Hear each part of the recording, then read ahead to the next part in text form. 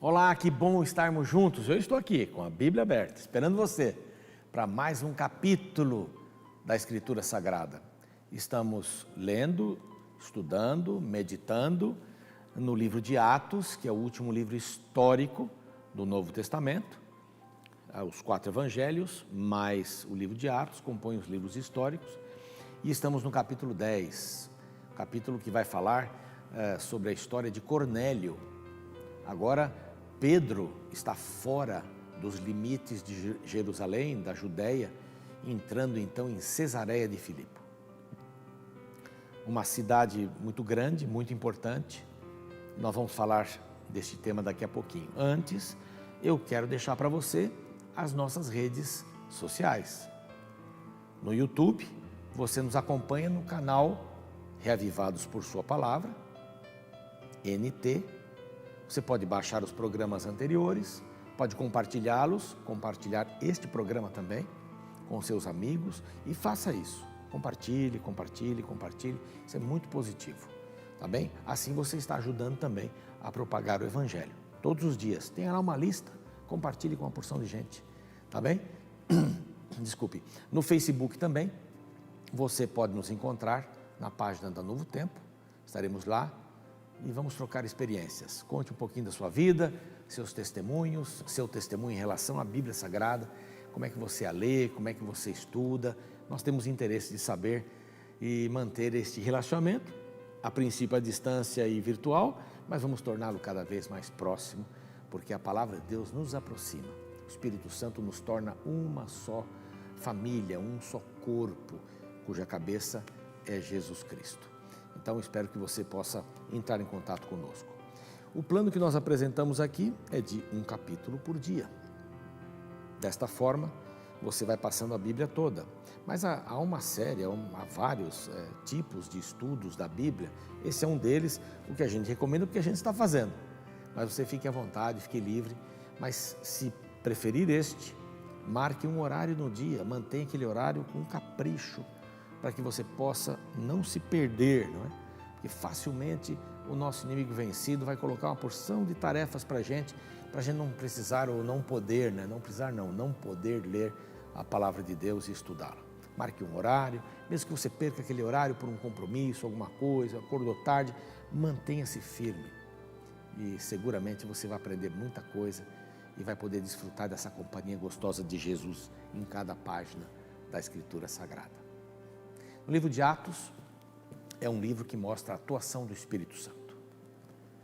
O Espírito Santo está fazendo uma porção de coisas para que a igreja cresça. Ele está influenciando pessoas, ele está orientando pessoas e ele faz o mesmo hoje. Esse mesmo Espírito trabalha da mesma maneira, tocando os corações, criando circunstâncias, usando pessoas para pregarem a palavra de Deus, para que possam transformar vidas e preparar estas vidas para o reino de Deus, que já está em nós, mas ainda não. Ele virá em majestade e estabelecerá o reino que não será passado para a mão de mais ninguém. Nosso rei está vindo. Essa é a grande mensagem bíblica. Bem, vamos à cidade de Cesareia, lá onde as coisas acontecem no capítulo 10. Cesareia era chamada de Cesareia de Filipe, uma cidade construída por Herodes, o rei fantoche, aquele que era dominado por Roma, que deu inclusive o nome do filho à cidade, mas ele queria homenagear a César. Cesareia, César, de Filipe, seu filho Filipe. Era uma cidade grande, bonita, havia um templo majestoso de mármore, que era visto à distância à noite, porque era iluminado por artoches. Nessa cidade também havia uma caverna onde começava o rio Jordão, e nesta caverna eles adoravam o deus Pan. Aí muitos veem o panteísmo tendo começado por aí. Interessante o Rio Jordão, tão importante para os judeus, para os cristãos. Começa numa caverna onde se adorava um outro deus, um deus inexistente.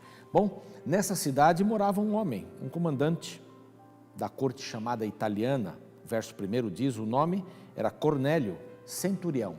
Ele cuidava de uma tropa romana bastante grande, forte, mas era um homem benquisto. O verso 2 dá as características de Cornélio, quando diz assim, piedoso e temente a Deus, com toda a sua casa, e que fazia muitas esmolas ao povo e de contínuo orava a Deus. Que interessante. Este centurião foi tocado de alguma maneira pelo povo judeu, por judeus piedosos, evidentemente, e ele aprendeu a adorar, a orar a Deus, e toda a sua casa o acompanhava. Que bonito aqui, né? Eu já vejo uma linda lição aqui. Um homem piedoso, transferindo isso para os filhos, para a esposa, para os filhos, para toda a sua casa. E quando diz casa aqui, não se refere só à sua família, mas todos que moravam ali. Alguns soldados talvez morassem ali, mas ele tinha servos que moravam ali. Talvez alguns parentes também. Então toda a sua casa, todo mundo que pertencia ao seu pequeno clã, podemos dizer assim, adorava a Deus, tinha respeito por Deus. Ele era piedoso e assim os outros o acompanhavam. Um bom exemplo de piedade é um forte argumento para uma vida ser transformada. A piedade é uma coisa maravilhosa. Ser uma pessoa que atende às necessidades dos outros, que tem um olhar positivo sobre as pessoas. Tanto os judeus gostavam dele, como seguramente os seus soldados também, aqueles que faziam parte do seu pelotão, como o centurião que era. Bom, esse homem, diz a Bíblia, numa visão, teve um sonho e viu alguém vindo à sua casa para pregar a palavra. Na realidade, ele viu a Pedro e na visão o anjo dizia: olha, vai lá na cidade de Jope, vai buscar este homem para que ele pregue a palavra para você. E Pedro estava lá, foi buscado. Mas antes, Deus trabalhou dos dois lados, bem interessante essa trama aqui. Deus trabalha no coração de Pedro. Pedro estava já na hora do almoço, estava com fome, saiu da casa e teve uma visão também. Ele teve uma visão e viu do céu cair alguma coisa como que um grande lençol contendo todo tipo de animais. E a palavra era essa: coma de tudo que está aí. Ele disse: não, sou judeu, não posso comer. Por 3 vezes essa mensagem apareceu.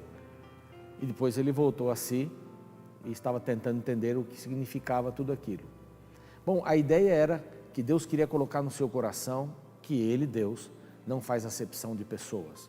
Todas as pessoas são iguais diante dele, são todos filhos de Deus. O que acontecia era que Pedro dava uma atenção maior para os judeus e tinha um pouco de dificuldade de entrar no mundo que não era judeu.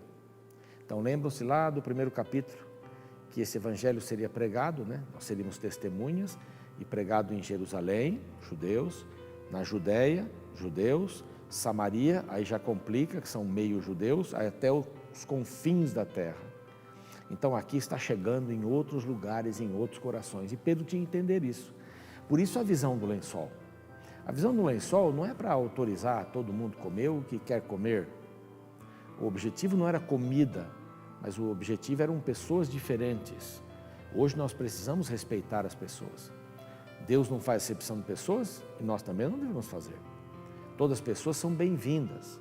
Nós temos que saber trabalhar com pessoas com gêneros diferentes daqueles que nós estamos acostumados a aceitar. Nós temos que amar pessoas que são de cores diferentes, de tribos diferentes, de lugares diferentes, de atitudes diferentes. São todas candidatas, segundo Deus, são candidatas para o seu reino. Mas aqui especificamente era entre judeus e gentios. Ali estava Cornélio, um bom gentil. Pedro recebeu a visita dos homens enviados por Cornélio, que contaram a história, o sonho que ele havia tido, o convite que Cornélio estava fazendo para ele, porque o sonho veio com nome e endereço. Na casa, na praia, assim, assado. Casa de Simão. E agora eles dormem uma noite ali e vão para a casa de Cornélio. Quando chegam na casa de Cornélio, Pedro se assenta e diz: eu agradeço o convite, mas eu quero explicar que eu, como judeu, não costumo me assentar com outras pessoas que não são judias. Nós não queremos ficar impuros. Mas eu tive um sonho. E esse sonho me mostrou que eu deveria estar aqui. Deveria pregar o evangelho para vocês. E ele prega o evangelho para eles. Eles conheciam o que os judeus conheciam. Agora eles estavam conheceriam aquilo que significava Jesus para a vida deles. O Evangelho foi completo, assim também somos nós. A gente entende um pouco do Evangelho, talvez você esteja estudando a palavra de Deus, você tinha uma ideologia bíblica, você está aprendendo coisas novas, está crescendo, é assim mesmo. A luz vai brilhando até ser dia perfeito. A palavra vai nos dando conhecimento de quem é Deus e daquilo que precisamos saber dele para entrarmos no seu reino, para aceitarmos a salvação e a libertação que Cristo nos dá. Depois de estudarem a palavra, e tem alguns textos bonitos aqui, por exemplo, no verso 36, olha que lindo. Esta é a palavra que Deus enviou aos filhos de Israel, anunciando-lhes o Evangelho da paz, por meio de Jesus Cristo. Esse é o Senhor de todos. Estava explicando para alguém que ainda não conhecia Jesus. Ele estava ampliando os horizontes dessa pessoa. Você conhece até aqui? Pois, então agora temos mais para lhe oferecer. O verso seguinte: vós conheceis a palavra que se divulgou por toda a Judeia, tendo começado desde a Galileia, depois do batismo de João, que João pregou. E como Deus ungiu a Jesus de Nazaré, com o Espírito Santo e com o poder, o qual andou por toda parte, fazendo bem e curando todos os oprimidos do diabo, porque Deus era com ele. Aí então Pedro fala que ele ressuscitou e tal, etc. Mas eu queria me apegar aqui, né? Quem era Jesus? O que ele fazia? Primeiro ele diz assim, esse Deus ungiu a Jesus. Ele andava fazendo bem e curando todos os oprimidos pelo diabo. Olha que coisa impressionante. Não é esta a missão da igreja? A missão da igreja é essa. A missão da igreja é justamente essa, fazer o bem. Como é que as pessoas vão se interessar por uma igreja? A igreja é uma coisa muito física, né? As pessoas vão se interessar pelas atitudes das pessoas que frequentam aquela igreja ou que têm Jesus no coração. A igreja sou eu. Na realidade, eu não vou para a igreja, eu me levo para a igreja, eu sou a igreja. Esse é o nosso grande desafio. E que Deus nos ajude a termos esta visão de igreja, recebermos o Espírito Santo, como foi o caso aqui, para andarmos como Ele andou, fazendo bem. Esta é a minha oração por você hoje.